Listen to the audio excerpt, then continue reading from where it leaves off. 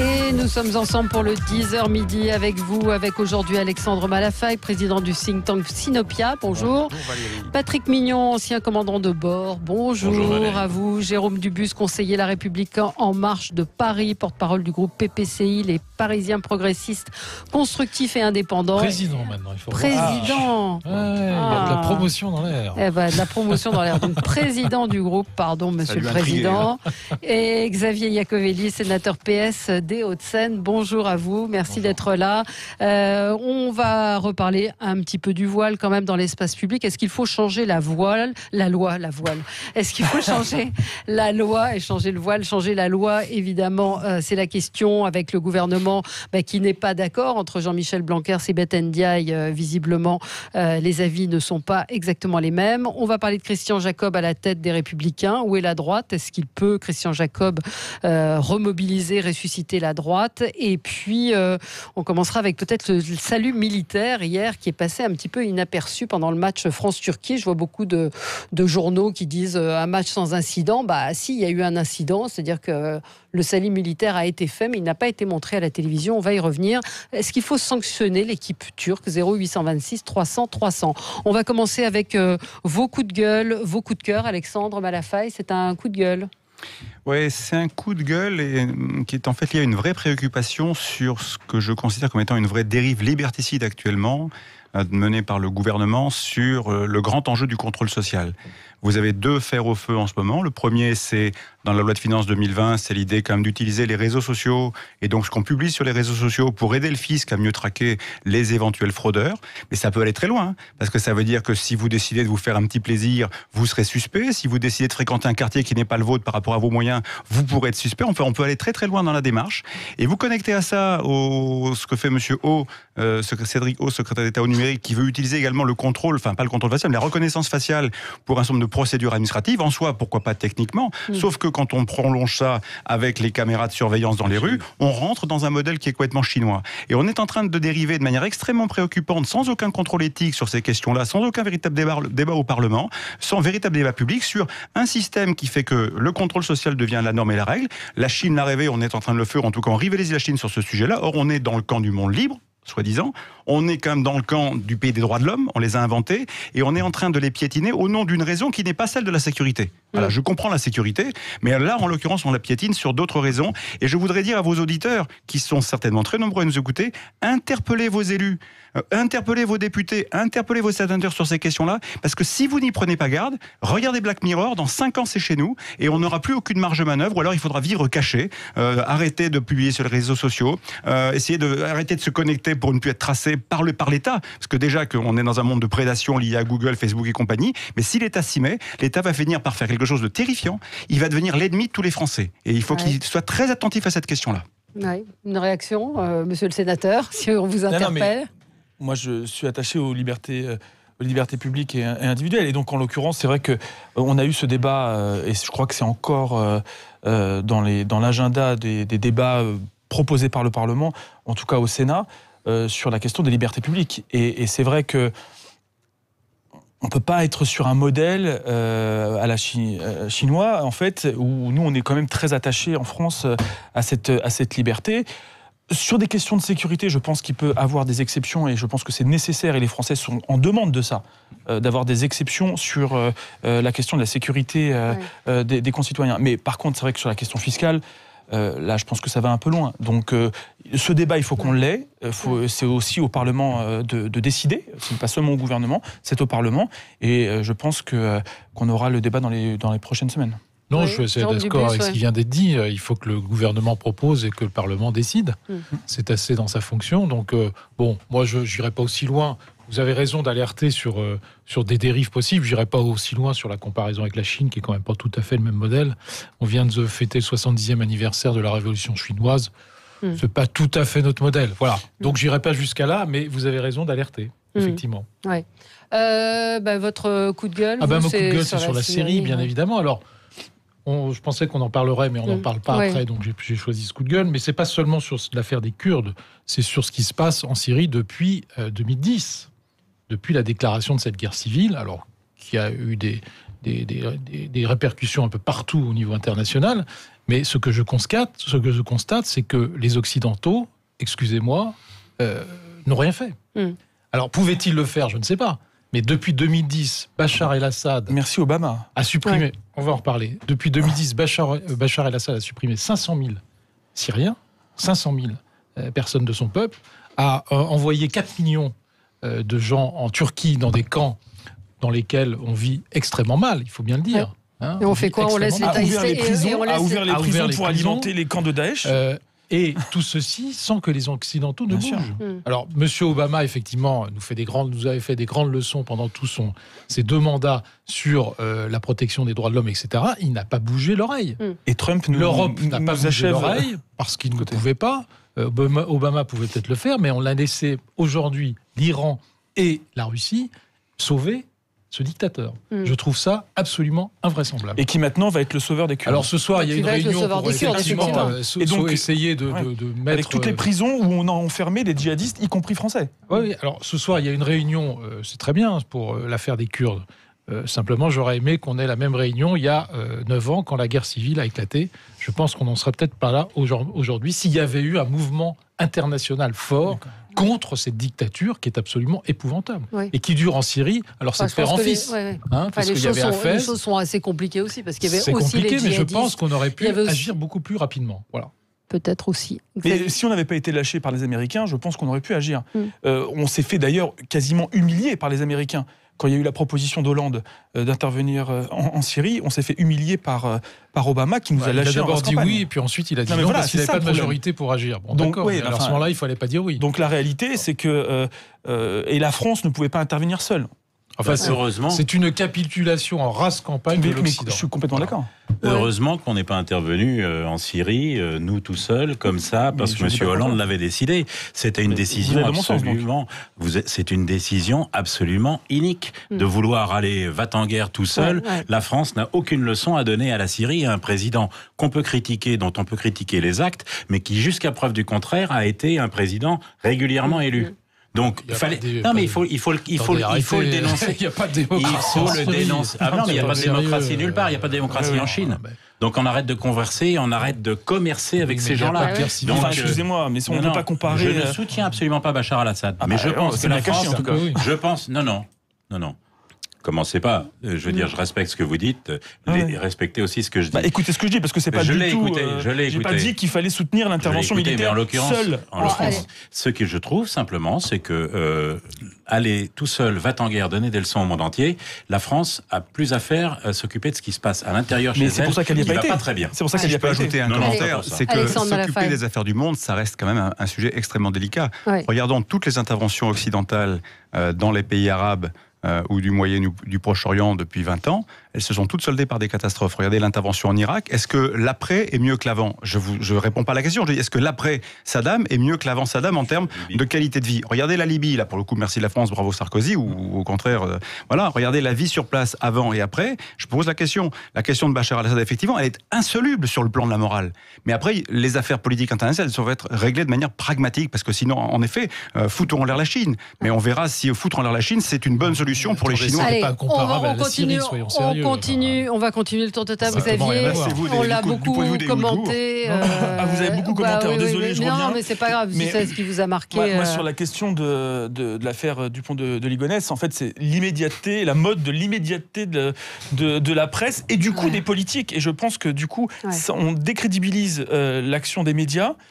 Et l'action des politiques, parce que on va pas au fond des informations, on va pas au fond des sujets. Alors c'est un épiphénomène du Dupont de Ligonnès, mais on l'a vu sur un certain nombre de sujets où c'est quoi? Vous nous montrez quoi, Alexandre? D'accord, il nous montre un sosie du Dupont de Ligonnès. Non, mais blagues, moi, ce que je voulais dire, c'est qu'on manque de temps pour travailler à fond les sujets et on se fait piéger par les réseaux sociaux, à la mode de Twitter, des réseaux sociaux. Et donc... là, c'était un peu particulier. Il y avait 5 sources policières. Je ne veux pas défendre, je ne veux pas faire du corporatisme, mais on a fait le débat hier. Je me sers de ce sujet de Dupont de Ligonnès pour effectivement dénoncer aussi l'immédiateté.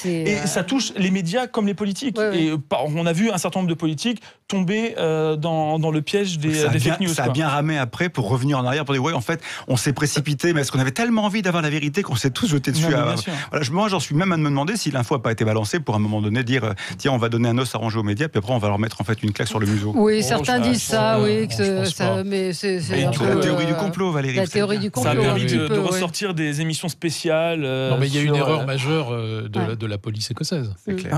Voilà, majeure. Bon, ça peut arriver. Alors après, l'exploitation, il a un ennemi quelque part. Elle est extrêmement rapide. C'est une erreur majeure de la police écossaise, sauf qu'il paraît que l'information venait directement du ministère de l'Intérieur. Et du ministère de l'Intérieur. Bah ouais, ils interviennent pas comme ça sur un avion en se disant tiens, il y a un gars qui ressemble à Dupont de Ligonnès. C'est pas un Écossais qui a une info. Et cette info, elle part de France. Donc excusez-moi, c'est pas les Écossais. Donc vous partagez non, je pense l'idée qu'il y a peut-être eu une manip.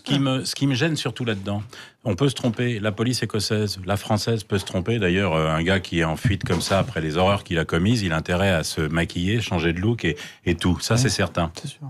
Par contre, l'AFP publie un truc. Et tous les journaux instantanés reproduisent l'article de l'AFP à la virgule près. C'est-à-dire qu'ils font un copier-coller, il n'y a aucune vérification, rien du tout. Je vous l'avais parlé hier. C'est cette immédiateté. Alors là, je suis d'accord avec vous. C'est cette reprise immédiate pour faire du scoop. Il y a des choses plus importantes. Que l'arrestation de Ligonnès, c'était important quand même. Si ça avait été le cas, c'était quand même important au niveau judiciaire, mais franchement, dans les affaires de la France, il y a du monde. Sans porter le moindre critique aux médias, les médias aujourd'hui sont face à un problème de modèle économique qui est terrible, et donc la course à l'échalote, c'est ce qu'on a dit hier. C'est ce que dénonce le SNJ, la course à l'échalote. Un coup de cœur pour vous, Patrick Mignon? Alors un coup de cœur, mais quand même, on se refait pas. Ça commence par un petit coup de gueule. Et vous allez voir, ils sont liés. C'est l'attitude de Quotidien hier soir, que je ne regarde pas, mais que j'ai découvert à travers un article de la lettre de Valeurs Actuelles. Le journaliste de Quotidien dénonce l'attitude de CNews par rapport à la présence de Zemmour sur le plateau. Moi, je ne commande pas ça. En disant que le patron de CNews, c'est normal qu'il fasse ça parce qu'il est catholique tradi. Il le taxe de catho tradi. C'est-à-dire qu'en fait, grosso modo, il n'a plus le droit de rien dire puisque c'est un catho tradi, donc il n'a pas voix au chapitre, notamment dans le monde des médias. Il se trouve que ce directeur de CNews, Serge Nadjar, est juif. Donc on pourrait peut-être vérifier avant. Et puis ça montre aussi que ce qu'on interdit à certains de faire, c'est-à-dire que si moi, aujourd'hui, ou d'autres, assignent une étoile sur l'épaule de quelqu'un en fonction d'une pseudo-religion ou d'une religion que l'on pense qu'il pratique, ça me rappelle des heures très sombres. Et ça, c'est Quotidien qui fait ça. Puis alors derrière, je le relis parce que quand même, c'est invraisemblable. Il dit les choses sont hyper bien faites parce qu'après avoir été viré de RTL, Éric Zemmour retrouve un job quotidien à 1 heure de grande écoute. Sauf que il pense que c'est immédiat et qu'on sauve Monsieur Zemmour parce qu'il vient d'être licencié d'une autre chaîne de RTL. Non, apparemment il semblerait que le contrat était prévu depuis plusieurs mois. Donc très franchement, Quotidien là, typiquement fait de l'antenne, fait de l'audience. J'ai entendu ce matin chez vous qu'ils avaient fait 1,6 million pour cette émission hier soir. Ah oui, j'avais pas l'audience, c'est vous qui me l'apprenez. Non, c'est Rémi Perneret qui en a parlé avec Patrick pour Roger. Quotidien, pas Zemmour. Pour Quotidien. Absolument. Donc il paraît-il, il a fait 1,6 million d'audience et on entend ce genre d'horreur sur une chaîne qui a 1,6 million. Donc moi, mon coup de gueule, il est contre Quotidien, le format Diane Barthès et Julien Belvert, le chroniqueur en question. Par contre, mon coup de cœur vraiment assumé, c'est pour CNews et Serge Nadjar, parce qu'il faut avoir du courage pour résister à la meute, voir des budgets de pub qui s'en vont. Votre intervenant tout à l'heure sur les lobbies et l'intervention auprès de la Maïf l'a clairement expliqué. Moi, je trouve ça détestable dans un pays où on veut protéger la liberté d'opinion, la liberté de conscience et les libertés publiques et individuelles. Alors, Quotidien, c'est une émission qui, globalement, fait le job sur beaucoup de sujets quand même. Ils sont les seuls à faire certaines enquêtes que beaucoup ne font pas. Je trouve qu'ils font globalement quand même un boulot de journaliste. Ça, c'est un peu loupé, mais globalement, ils font quand même... a priori un peu détestables. On vient d'en avoir un exemple. Mais globalement, ils font un boulot que beaucoup de journalistes ne font pas, là où on parlait de... Avant, dans le parti politique auquel j'appartenais antérieurement, on les a eus, on les a pratiqués. Ils font de cadeaux à personne. Mais ils font de cadeaux à personne. C'est pas une question. Oui, moi je l'ai vécu de l'intérieur. C'est plus que de la malversation. Ils truquent certaines choses. Malversation, c'est pas ça. Oui, enfin, ils truquent. Allez, on se retrouve dans un instant avec vous. À tout de suite. Et vous sur Sud Radio jusqu'à midi pour débattre. On va parler de ce qui s'est passé hier pendant le match de foot entre la France et la Turquie. Juste, moi, j'avais un petit coup de gueule. Je me pose, ça s'appelle un coup de gueule. Daniel Cohn-Bendit, à qui on demandait son avis sur le fait que Jane Fonda hier ait été arrêtée aux États-Unis lors d'une manifestation pour l'environnement. Elle a été menottée, arrêtée, menotée, et on lui a demandé ce qu'il pensait de l'engagement de Jane Fonda. Et Daniel Cohn-Bendit a dit: je ne suis pas fan de la chirurgie esthétique. Après, il essaie de se raccrocher aux branches en parlant de son engagement pendant la guerre, etc. Mais c'est assez minable comme remarque. Il a plus de talent que ça d'habitude, et je trouve qu'il vieillit mal. Voilà, c'est dommage. Pas terrible. Donc, on entend ce matin contrairement à Jane Fonda qui vieillit bien. Grâce à la chirurgie esthétique, mais qui attention, vous allez vous enfoncer, vous aussi. Pas du tout. Non, c'est réussi, il faut le dire. Oui, non, mais elle ne s'en cache pas d'ailleurs. Hier soir, donc match France-Turquie, il y avait des gens qui demandaient à ce que ce match soit interdit. Ce matin, les commentaires, c'était pas d'incident. Or, hier soir après le match, voir apparaître des photos sur les réseaux sociaux des joueurs faisant le salut militaire, saluant donc, rendant hommage au président Erdogan, donc un geste politique. C'est une image qu'on n'a pas vue à la télévision. Je me suis renseigné un petit peu ce matin. Donc il y a un réalisateur en France qui reçoit des images et qui avait ordre de l'UEFA de ne pas montrer d'images de joueurs faisant le salut. Donc moi, la question que je pose, c'est est-ce qu'on peut accepter ça? Est-ce qu'il doit y avoir une condamnation de l'équipe turque? Vous savez que normalement, les signes religieux, les signes politiques sont interdits. Même quand un joueur retire son maillot après un but, l'équipe est sanctionnée. Donc, ça mérite une sanction. Alors, Patrick Mignon, vous avez levé le doigt. Non, pas de problème. Moi, je considère que effectivement, ça mérite une sanction. Sauf que l'UEFA est assez faux cul dans l'histoire. Complètement. Parce qu'elle s'adresse au réalisateur en lui demandant de ne pas le passer à la télé. Alors certes, la télévision, c'est une audience importante, mais enfin, il y a quand même tous ceux qui sont dans le stade. Et puis, il y a les téléphones, et il y a des web-télé, il y a tout ça. Les réseaux sociaux, et puis, il y a la réalité. Où on prend son courage à deux mains en tant que président de l'UEFA, voire même des instances mondiales du sport, du foot ou autre, et on interdit tout ce genre de manifestations politiques dans les événements sportifs, mais ça remonte à très loin. Vous vous souvenez des athlètes noirs américains, du Black Power, etc., qui avaient levé le poing. C'est aussi une manifestation politique d'un autre style. Je pense que là, on commence à partir en vrille, parce que effectivement, on se sert de toutes les scènes sportives comme une estrade pour ces slogans politiques. Bien sûr, toutes les scènes sportives, très sérieux, très souvent. Mais si vous voyez bien, il y en a beaucoup moins qu'avant. Vous voyez, Monsieur Dubu, vous voyez bien le problème du judo avec ces judokas qui se font mettre de côté, les judokas israéliens auxquels leurs adversaires refusent de serrer la main après le combat. Ils refusent de combattre même parfois. Et pour certains combattent. À la limite, il vaut mieux refuser de combattre et perdre parce qu'on n'a pas voulu, plutôt que d'aller combattre, d'essayer de le battre et puis après de refuser de serrer la main. C'est scandaleux. Il y avait beaucoup plus de manifestations politiques dans le sport avant. Je me souviens du boycott des Jeux de Moscou, je me souviens de l'attentat contre les athlètes israéliens à Munich, je me souviens du Black Power. Il y avait beaucoup plus de conflits dans le sport qu'auparavant. Non, mais je pense qu'aujourd'hui le sport où on réagit moins aussi. Oui, on réagit moins, je pense. Mais je pense que depuis tout le temps, le sport a été un vecteur de communication important pour les États. Le foot en particulier, parce que c'est celui qui est le sport de masse et le plus populaire. Voilà. Mais je rappelle que ce week-end, où d'ailleurs le français Samir, je ne me rappelle plus de son nom, mais en gym est arrivé 3e. Le premier, c'était un Turc. Pendant l'hymne national, il a fait le salut militaire. Donc c'est vrai que le problème aussi, c'est que moi, je trouve que c'est pas normal. Et moi, je pense que l'UEFA doit condamner. Mais c'est vrai que c'est culturel, en fait, en Turquie. Dès l'école maternelle, on apprend le salut militaire parce qu'il y a un profond respect pour l'armée et tout. Mais sauf que ça devient politique à partir du moment où on en fait de la propagande pour une action militaire en cours, où la communauté internationale, en plus, est a priori opposée. Donc moi, je pense que l'UEFA aurait dû mettre des règles dès le départ avant le match. Et maintenant, puisque les règles n'ont pas été respectées, il faut sanctionner l'équipe turque. Elles existent, elles sont là. Oui, elles sont là, parce que Philippe Taussen, le chef de presse de l'UEFA, dit « Est-ce que le règlement interdit les références à la politique et à la religion ?» Oui, et je peux vous garantir que nous allons examiner cette situation. Roxana Maracineanu, donc la ministre des Sports, elle a déploré ce salut militaire contraire à l'esprit sportif et elle demande une sanction exemplaire à l'UEFA. Sauf que c'est quand même honte sur l'UEFA qui avait demandé à ce que ces images ne soient pas montrées. On est d'accord, 2 points très courts. Un, les joueurs de foot turcs n'ont pas le choix. S'ils ne saluent pas retour au pays, vous imaginez ce qui leur arrive. Il n'y en a eu que 7 sur les 11.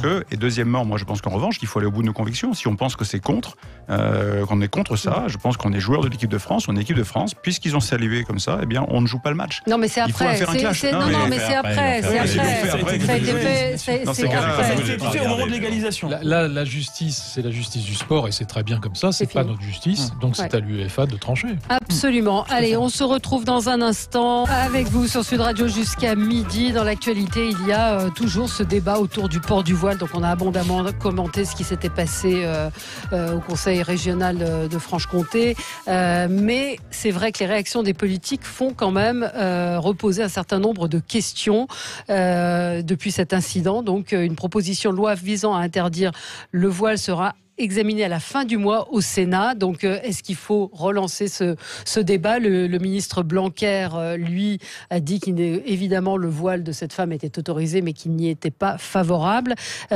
Sibeth Ndiaye, elle, estime que c'est un gage d'intégration pour les femmes. Alors, qu'est-ce qu'il faut faire ? Est-ce qu'il faut légiférer ou pas ? Xavier Iacovelli, vous allez avoir à examiner cette proposition de loi ? Oui, alors, je vois bien de qui elle peut venir, cette proposition de loi.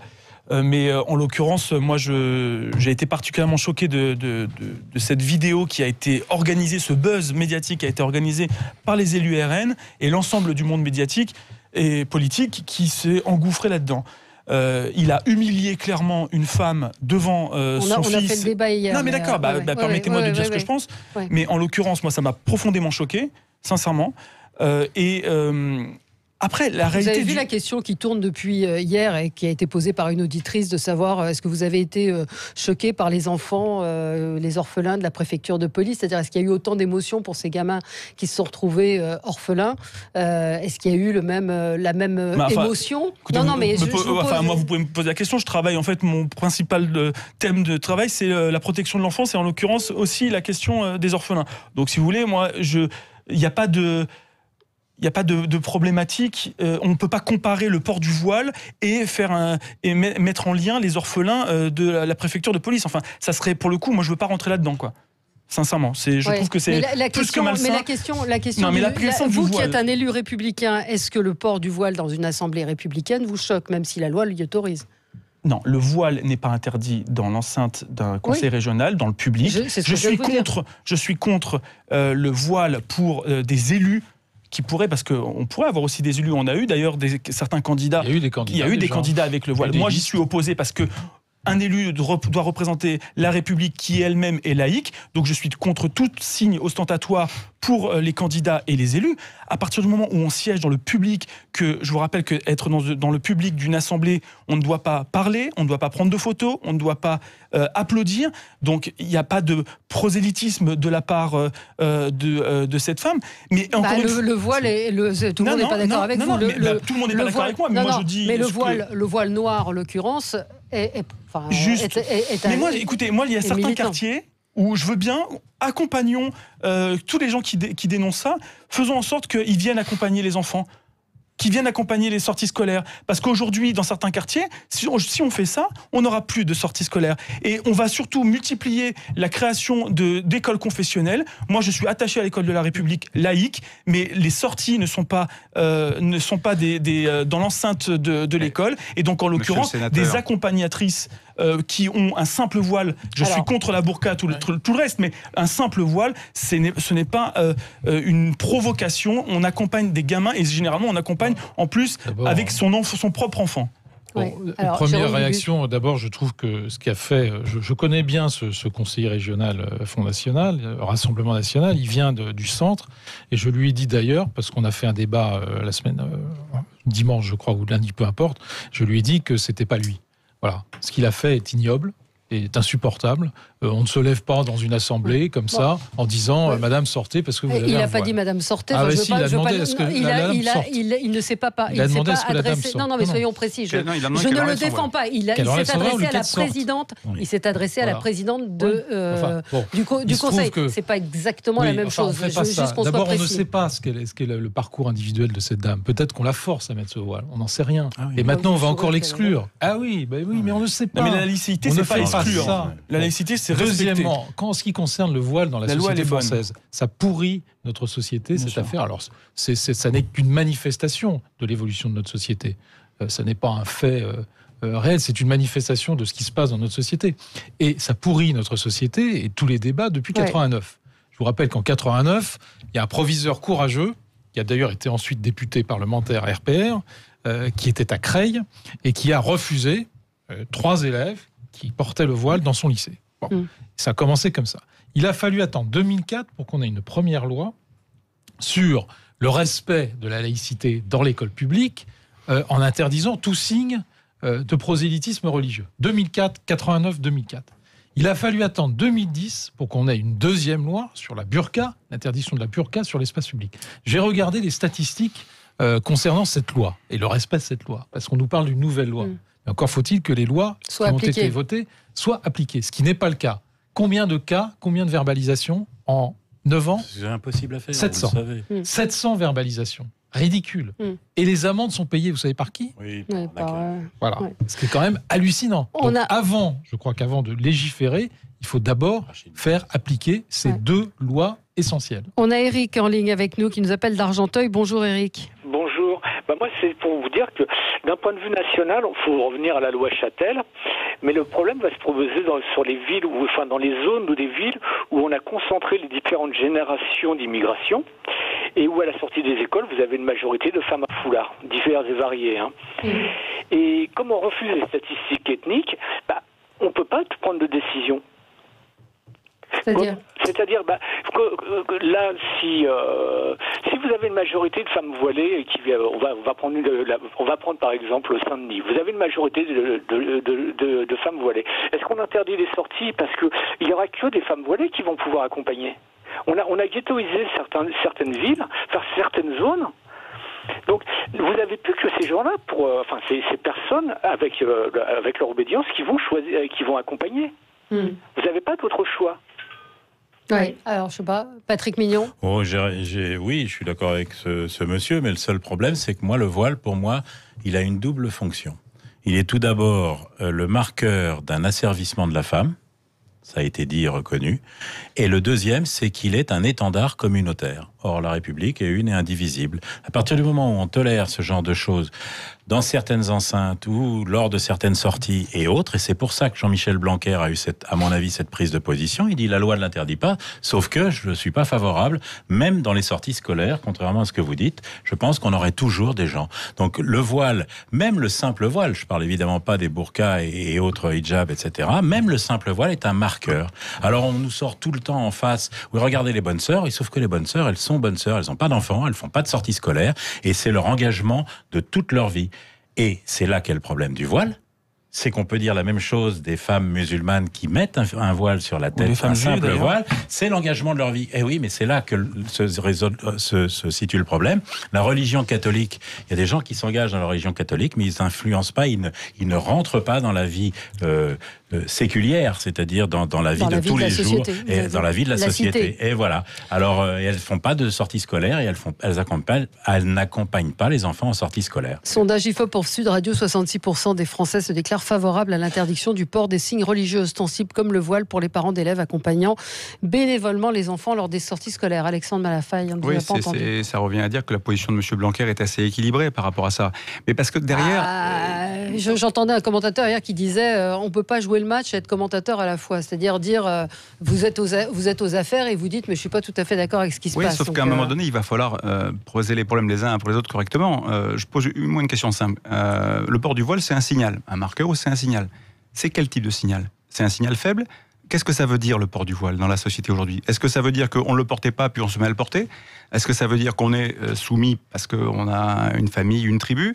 Est-ce que ça veut dire qu'on prend position contre la société petit à petit? Est-ce que ça veut dire qu'on se radicalise? Ça veut dire quoi? C'est un vrai sujet. Donc on pose la question des signaux faibles, on l'a posé beaucoup la semaine dernière. Demain on posera la question de dire qu'est-ce qui à un moment donné montre qu'on est en train de diverger par rapport au projet républicain. Et c'est ça le sujet. C'est que c'est le début d'une divergence et qui se construit aujourd'hui, pas uniquement avec un certain nombre de membres de la communauté musulmane. Ils sont peut-être pas très nombreux, mais ils sont dans une logique totalement divergente. Mais vous avez plein aujourd'hui de petits groupes de Français, de Françaises qui, pour des raisons d'opposition au système, sont sur des voies de divergence républicaine extrêmement profondes. Alors ça aboutit parfois à certains quartiers qui sont complètement inexpurgeables aujourd'hui et dans lesquels les forces de l'ordre peuvent difficilement rentrer. Ça aboutit à des situations où vous avez Notre-Dame-des-Landes, si on revient un peu dans l'histoire du passé, où à un moment donné, vous avez comme ça des groupuscules qui ne sont plus solubles, entre guillemets, avec le reste de la société. Je dis que ça pose un problème de fond dans la durée, compte tenu des effets de masse qui sont associés, parce que dans certains cas c'est minoritaire, dans d'autres cas malheureusement on ne parle pas de quelques dizaines de personnes, on parle de milliers, de dizaines de milliers, voire de centaines de milliers de personnes. Dit comment à 10 ans, 20 ans, 30 ans, compte tenu des influences qui sont derrière, parce que là encore, il faut arrêter l'angélisme. L'islam et l'islam politique ne font qu'un. Vous pouvez, tant qu'aujourd'hui on n'aura pas séparé ça comme on l'a séparé chez nous, on aura un problème sur notre territoire. Moi je ne sais pas le résoudre, je dis simplement qu'il faudrait pouvoir en parler sereinement, parce que malheureusement le voile, comme beaucoup d'autres marqueurs, sont des signaux qui ne sont pas des signaux d'une convergence républicaine. Voilà. Mais malheureusement je ne suis pas sûr qu'on puisse en parler sereinement, puisque tout de suite ça donne lieu à une très grande exploitation de la part d'un certain nombre de partis politiques, dont c'est le fonds de commerce, et c'est assez difficile de parler sereinement de cette affaire. Cela étant, pour en revenir au port du voile pour les accompagnatrices, parce qu'il s'agit de femmes accompagnatrices, la circulaire Chatel de 2012 est extrêmement claire. La circulaire est extrêmement claire, il n'y a pas besoin d'une loi. Il faut que dans le règlement intérieur de l'école, ce soit appliqué tout simplement. La circulaire Chatel dit quoi? Elle dit que les accompagnatrices ou les accompagnateurs sont partie prenante de l'application du service public et de sa mise en exploitation. Bon. Et donc, ils doivent être contraints à la neutralité et à la laïcité, comme les professeurs le sont, ou comme les directeurs d'école le sont, ou de lycée, ou de collège. Donc, il n'y a pas d'ambiguïté. Il n'y a absolument aucune ambiguïté. Après, je comprends que ce soit très difficile pour un directeur d'école de le faire appliquer. Oui, mais enfin, c'est pas interdit. La loi ne l'interdit pas. La circulaire est claire, nette et précise. Il n'y a pas besoin d'une loi pour l'appliquer. Je vais peut-être faire hurler par la comparaison, mais c'est un peu volontaire. Imaginez que des jeunes gens punk avec une crête huron multicolore, avec des piercings partout, des jeans troués, etc., se proposent pour faire des accompagnements scolaires. J'aimerais voir la réaction des parents.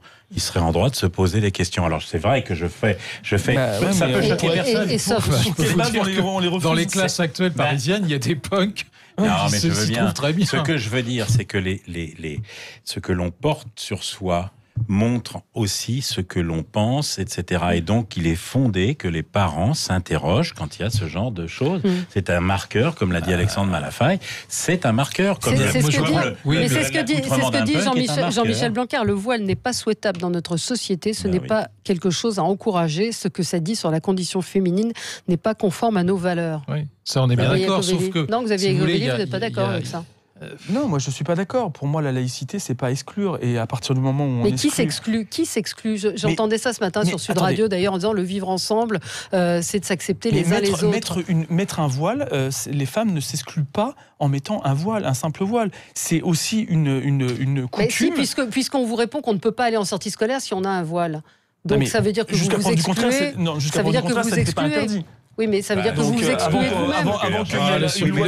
Mais l'islam n'a pas encore fait la paix avec lui-même. Le jour où l'islam aura fait la paix avec lui-même, le jour où chacun aura compris que de manière individuelle et responsable, il faut faire projet, faire nation, faire ensemble, et qu'on n'aura plus les problèmes qu'on a liés à l'islam. On a des problèmes dans le monde liés à l'islam. Aujourd'hui, il ne faut pas ligner. Les chrétiens, pardonnez-moi, n'emmerdent plus personne. À une certaine époque, c'était plus compliqué. Mais aujourd'hui, on ne tue plus au nom de la chrétienté. Oui, mais il faut du temps. Donc, la responsabilité de chacun, de chaque citoyen, de chaque citoyenne qui vit en France. Dans les rues ces derniers temps. Oui, mais d'accord. Pardonnez-moi, on ne pose pas de bombes. Pardonnez-moi, on n'a pas grand-chose à voir. Non, mais pardon. Attendez, vous pouvez pas. Attendez, mais pourquoi vous mettez tout de suite sur le même Je voudrais finir mon propos. Parce que vous avez pour les sorties scolaires et le terrorisme. Mais parce que vous avez, c'est la problématique de la lente glissade sur laquelle on peut se retrouver entraîné. D'une part, et deuxièmement, c'est ce que je dis. Tant que l'islam n'aura pas fait la paix avec lui-même et qu'il n'aura pas enlevé sa dimension politique, on aura toujours un problème sur notre territoire. Et moi, j'en appelle tout simplement aux hommes et aux femmes qui sont de confession musulmane, qui ont envie de pratiquer leur rite et leur culte de manière paisible et sereine, ont aussi une responsabilité responsabilité à l'égard de l'image qu'ils renvoient dans un souci de paix à l'égard de chacun quand ils sont dans l'espace public. Voilà. Je dis ça. Après, est-ce que ça veut dire que quand on doit faire attention à l'autre? Oui, il faut faire attention. Dans la citoyenneté, il y a le rapport à l'autre et peut-être qu'à un moment donné, il y a un excès de provocation qui provoque beaucoup de crispation. Je dis pas qu'il faut l'enlever. Je dis simplement qu'en tout cas, je comprends que beaucoup de gens soient perturbés. Dans l'affaire du voile, il y a effectivement des provocations qui sont indéniables, qui sont orchestrées par les frères musulmans, dont on connaît... dans les piscines, par exemple. On connaît exactement la théorie. La théorie, c'est de dire que l'Oumma est supérieur à la citoyenneté et à la République. Bon, c'est clair, on connaît ça. Et effectivement, il y a des provocations. Mais il y a tout un tas d'autres personnes musulmanes qui ne sont pas dans cette logique-là. Donc je crois qu'il ne faut pas faire d'amalgame là-dessus. Vous vous souvenez, j'en suis certain, du rapport de l'Institut Montaigne de 2016, quand on lit les 5 catégories, il y a une seule catégorie qui représente 18% des musulmans qui se déclarent profondément laïques et respectueux des règles laïques de la République française. Et c'est bien précisément celle-ci qu'il faut faire évoluer. Ça veut faire progresser. Ça veut dire, à contrario, qu'il y en a 82% de la communauté musulmane qui est estimée entre 4 et 6 millions de musulmans en France, estimés. Il y a 82% qui se déclarent non laïques et qui veulent que les traits spécifiques de leur religion et de leur croyance transparaissent dans le débat public. Et ça, c'est pas vraiment... À ce moment-là, vous n'avez pas stigmatisé toute une religion au prétexte qu'il y a des dérives. Enfin, je veux dire, il faut faire attention à ce qu'on dit aussi. Il y a un sondage de l'Institut Montaigne, une étude très sérieuse qui a été faite. C'est pas un sondage, c'est une étude. Une étude très sérieuse. Il faut faire très attention à ce qu'on fait. Allez, on se retrouve dans un instant. Allez, on n'est pas d'accord sur le sujet à traiter. Il nous en reste un à traiter. Nicolas Hulot en fait-il trop? Ou Christian Jacob n'en fait-il pas assez? Je ne sais pas. Allez, vous êtes deux. On a voté, il y en a 2 qui veulent voter. Alexandre, c'est vous qui allez départager. Vous suivez. Pour le coup, je fais Ponce Pilate. Christian Jacob à la tête de LR. Où est la droite? Est-ce qu'il peut ressusciter la droite? Donc, vous savez que le premier tour de l'élection du président des Républicains a eu lieu dimanche. Il a été élu avec 62,58% des voix. Et donc, il va avoir la très très lourde tâche de rassembler les troupes et de ressusciter les Républicains. Vous avez été vous-même républicain dans une autre vie. 20 ans de ma vie politique. Donc, condamné à 20 ans. J'ai passé plus de temps à l'UMP, au RPR et aux Républicains que chez En Marche, ce qui est logique d'ailleurs, parce qu'En Marche n'a que 2 ans et demi d'existence. Et donc vous en pensez quoi? Jacob, je crois que c'était le plus petit dénominateur commun. Ouais. Voilà. Donc en réalité, il ne va rien se passer. D'ailleurs, sa déclaration, c'est ce qu'ils veulent. Sa déclaration de dimanche soir était tout à fait lignifiante. Moi, je l'ai bien écouté. Il nous parle encore de les thèmes qu'il veut mettre en exergue, c'est le temps de travail, c'est le travail qui paie. C'est exactement ce qu'est en train de faire ce gouvernement. Donc je crois qu'ils ont un petit métro de retard et d'ailleurs l'opinion ne va pas s'empêcher de lui dire aux prochaines élections. Alors il a une chance, c'est que les prochaines municipales lui seront vraisemblablement plus favorables que les européennes ou que les présidentielles qui sont passées. Parce que LR a beaucoup de sortants, des sortants qui ont été élus en 2014, qui sont des jeunes maires, qui ont plutôt bien fait leur travail et qui vraisemblablement, sur peut-être une autre étiquette... Puis il y a un ancrage local qui est indéniable des Républicains. Une étiquette qui ne sera pas LR seront réélus. Donc c'est peut-être sa chance. Mais sur le fond de l'affaire, aujourd'hui, LR est incapable d'avoir un candidat au 2e tour de la présidentielle. Et c'est ça leur sujet. Oui, c'est-à-dire que ce n'est plus qu'une force d'appoint. C'est clair, mais de toute façon, la problématique, c'est qu'on ne peut quand même pas demain se dire qu'on va se passer de tous les partis politiques français. Il faut bien garder des partis politiques, il faut bien garder des lieux dans lesquels on va faire grandir des idées, faire grandir des talents, de sensibilités diverses, de raisonnables si c'est possible, c'est mieux pour l'avenir du pays, mais je pense que c'est important. Et donc c'est vrai qu'aujourd'hui, les Républicains, ils sont dans une nasse, dans une impasse. Enfin, ils ont été abandonnés par une partie des leurs qui sont au gouvernement, même des gens comme Raffarin disent publiquement que voilà, qu'ils sont plus dedans du tout. Donc qu'est-ce qu'on fait? Est-ce que pour autant il faut abandonner le terrain? Je crois pas. Alors je sais pas si Christian Jacob arrivera à faire quelque chose, on verra bien. En tout cas, le parcours du bonhomme est intéressant et le mec est sympa compte tenu du fait qu'il a même pas un bac, plutôt d'origine paysanne, et puis il y a peut-être un bon sens chez Christian Jacob qui sera. Est-ce que ça suffit pour... Pardonnez-moi, non, mais je vais juste dire un truc. Peut-être que justement, ce qu'il n'est pas, c'est-à-dire une figure hyper charismatique avec des idées arrêtées surtout, peut-être que justement ça permettra dans un parti politique qui a besoin de renaître, ne serait-ce que pour proposer des alternatives, ou en tout cas des idées différentes, un peu nouvelles, bâtir des réflexions, bâtir une pensée, ce qui est rare dans un parti politique, mais pourquoi pas, on peut un peu rêver, ça peut peut-être être utile, voilà, pour faire grandir des idées, faire émerger des talents, et puis voilà, préparer l'avenir, parce que sinon, en effet, on abandonne le débat politique entre Emmanuel Macron qui occupe un grand espace, et puis l'extrême droite d'un côté, l'extrême gauche de l'autre. C'est ce qui est vrai pour le PS, c'est vrai aussi pour les Républicains. Il faut retrouver des forces politiques qui grandissent. Peut-être que Christian Jacob, compte tenu de ce qu'il est, aidera à faire en sorte que voilà, ce soit pas qu'une question de personnes et d'hyper Sarkozy. Moi, je pense qu'effectivement, Christian Jacob, c'est un président militant. Voilà, c'est vraiment ce qui peut le définir, c'est le côté militant, et donc je pense que c'est d'ailleurs pour ça qu'il a été plutôt suivi, plébiscité par les militants, parce qu'il incarne. Alors, ce qui prouve aussi la faiblesse aujourd'hui des Républicains, c'est-à-dire qu'on est obligé de mettre le président du groupe parlementaire à la tête des LR parce qu'on n'a personne d'autre. Et ça arrange bien. Parce que les autres ne veulent pas y aller, genre Pécresse, Bertrand. Voilà, c'est ce que j'allais dire. Ça arrange bien Pécresse, Bertrand, Sarkozy, Wauquiez, Copé, enfin toute la clique. Wauquiez, non, je crois pas. Non, enfin, tous les autres, et Bertrand, ils sont plus chez LR. Ça les arrange bien parce que ça permet de dire on ne fait rien jusqu'en 2022. De toute façon, il n'est pas candidat.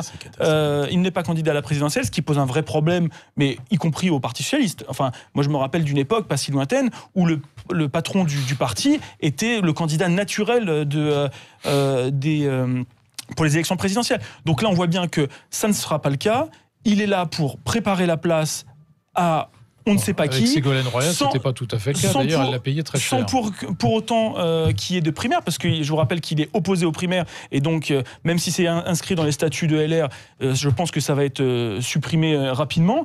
Donc il y aura plus de primaires, donc ça va être encore une décision collective, on va dire, au sein du bureau national de LR, et tant mieux comme ça, ça les regarde. Mais ce que je veux dire, c'est qu'il est là pour, à mon avis, reprendre la base militante et préparer la place pour le prochain candidat de LR. Moi, ce qui me surprend dans l'histoire, c'est que c'est l'électorat. C'est-à-dire qu'en fait, il semblerait qu'il y ait eu pas mal de votants, que le taux d'abstention soit assez faible. Tant mieux pour eux. Il y a eu la moitié de votants. Je ne sais pas. Mais 47%, 47, donc 62 000, je crois. 62 000, vraisemblablement comme pour Wauquiez. Ah non, beaucoup moins. Et il se trouve qu'à l'époque, Wauquiez avait été élu à peu près avec le même score, 60 et quelques %. Oui, mais avec 100 000 participants. Avait été élu par la base militante contre les cadres qui étaient très dénigrés justement par la base militante de LR. Et là, revirement, la base LR revote pour le candidat, je mets entre guillemets, du système, pas pour les deux outsiders, l'un des deux outsiders. Et je trouve ça très étonnant, cette versatilité de leur électorat. C'est certainement lié à une peur de l'avenir. Mais ça me montre une chose. Ça me montre une chose. C'est que ce qui compte, et c'est là qu'ils se sont trompés, c'est qu'ils commencent par vouloir désigner un chef. Moi, je considère que aujourd'hui, je parle pour le camp dans lequel je suis, si la droite veut se reconstruire et être une force de proposition et d'avancement, c'est pas par la désignation d'un chef qu'on commence, c'est d'abord en faisant un programme commun sur des idées fondamentales, on se met d'accord. Il faut incarner quand même le projet. Il y avait urgence à trouver un homme. C'est vous qui êtes au Parti Socialiste, le congrès d'Épinay et le programme commun de la gauche, l'incarnation, même si Mitterrand était déjà plus ou moins préempté, il ne l'a réellement incarné qu'après que ce programme ait été voté. Sauf qu'aujourd'hui, c'est passé 2017, c'est passé mai 2017, il s'est passé les européennes 2019. Je parle de la méthode. Donc c'est un peu différent. Regardez ce qui s'est passé avec Emmanuel Macron. Emmanuel Macron a incarné quelque chose avant de proposer quelque chose. Et donc en l'occurrence, le problème de LR, c'est qu'ils n'ont pas de ligne. Au-delà de la personne. Parce qu'ils sont mangés par l'extrême droite. Ça n'est pas M. Jacob qui va définir une ligne. Donc la droite la synthèse qui avait été faite par Chirac, par Sarkozy, c'était récupérer un peu les trois droites, celle que René Raymond nous avait tous enseignées. La droite orléaniste, elle est chez Macron, c'est clair. Allez. La droite légitimiste, elle est au Front National, ou au Rassemblement National. Il ne reste plus qu'une partie de la droite bonapartiste, et encore... Donc voilà, je vois très bien comment ils vont s'en sortir. Avant de trouver On a Muriel en ligne avec nous. Bonjour Muriel. Bonjour Valérie. Bonjour à tout le monde. Bonjour. Moi, je suis fascinée de voir tous ces gens qui savent tout sur tout. On se demande pourquoi ils ne se présentent pas, pourquoi ils ne sont pas des grands chefs. Bon, alors, moi, je suis ravie que ce soit Monsieur Christian Jacob. Pourquoi ? Parce que, d'abord, c'est quelqu'un qui est bien dans ses bottes, qui n'a jamais trahi. Voilà. Ouais. Donc, déjà, vous êtes nombreux à le dire sur Facebook, sur la page de Sud Radio à dire. C'est quelqu'un qui est rassurant parce que il n'est jamais parti comme tous ces mange-merde pour avoir un poste, voilà. Et puis, mais qui dit que la droite est morte ? Vous savez que la France est quand même à droite, qu'elle soit de droite extrême. Voilà, elle est de droite. Donc, laissez-le faire. On verra ce qu'il proposera. L'avantage, c'est qu'il n'a aucune ambition pour devenir président en 2020. Voilà. Donc, quelque part, il aura à cœur de remonter et de rassembler tous ces des gens qui sont partis un peu partout, voilà, et moi je dis que c'est une très bonne chose. Quant à tous ceux qui savent, c'est comme l'affaire du pont de Ligonnès, vous feriez mieux de vous la mettre en veilleuse. Voilà. Merci, ça c'est dit, Muriel, merci. Effectivement, je vois sur la page Facebook de Sud Radio, Christian Jacob n'a pas retourné sa veste, il n'a pas la langue dans sa poche, il vient du peuple, si seulement les droites pouvaient s'entendre, donc vous êtes plutôt... c'est ça le problème. C'est l'anti-Macron. C'est l'anti-Macron, et on a peut-être envie d'avoir des gens qui sont l'anti quelque chose, et moi je suis pas d'accord avec ce que vous disiez, parce que c'est vrai qu'il faut un projet, mais il faut aussi quelqu'un à un moment donné pour un peu organiser, donc il va peut-être pas se mettre en avant, il va simplement être le chef d'orchestre, mais il va me faire monter l'orchestre, c'est peut-être ça qui est important. Eh ben, on verra. On va donner la chance à la chance. Allez, merci à tous les quatre. On se retrouve demain, et dans un instant, c'est André Berkoff qui sera là avec vous. Très bonne journée sur Sud Radio. Sud Radio, 10h midi, Valérie Expert, débat. Renate et Jean-Marie sont potes depuis l'école. Des années à se donner des coups de main ou une place pour un concert. Des années à se donner du temps, du courage, des nuits blanches, des excuses pour ne pas aller se coucher et de la force pour se relever. Il y a 3 ans, Renate a eu besoin d'un rein. Une fois encore, Jean-Marie n'a pas eu besoin de raison pour lui donner. Don de rein du vivant. Si vous vous posez des questions, toutes les réponses sont sur dondorgane.fr. Ceci est un message de l'Agence de la biomédecine, agence relevant du ministère de la Santé. Oui, chef. Vous êtes le champion de la tradition. La générosité est votre signature et le sourire votre gourmandise. Vous ferez un bon cuisinier au grand buffet. Votre talent nous intéresse. J'ai acheté ça quand on a ouvert. Au début, j'ai trouvé ça super marrant. Une petite grenouille qui fait un bruit à chaque fois qu'un client rentre dans le magasin. Le truc, c'est que maintenant que je suis référencé sur Internet avec Solocal, Site internet, référencement, publicité en ligne, Solocal, les solutions digitales clés en main pour booster votre visibilité. Solocal, vous allez avoir de la visite. Solocal.com, 39 38, service gratuit plus prix d'appel. Cet hiver, partez à la montagne avec Odalis Vacances. Choisissez avant le 30 septembre votre future destination parmi plus de 150 résidences et chalets et bénéficiez de l'offre première minute, incluant l'assurance annulation, la garantie neige et les frais de dossier offerts. N'attendez plus, réservez vite votre séjour sur odalis-vacances.com.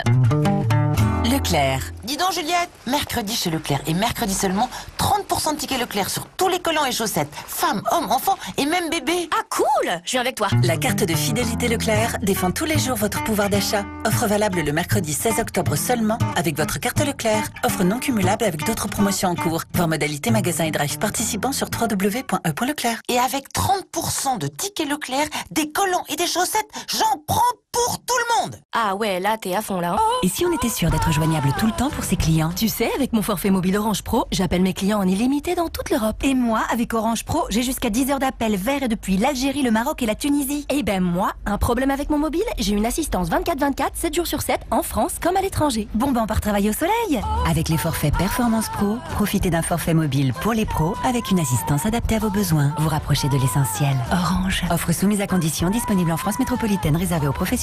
Conditions et détails sur orangepro.fr. Il est l'heure de réserver votre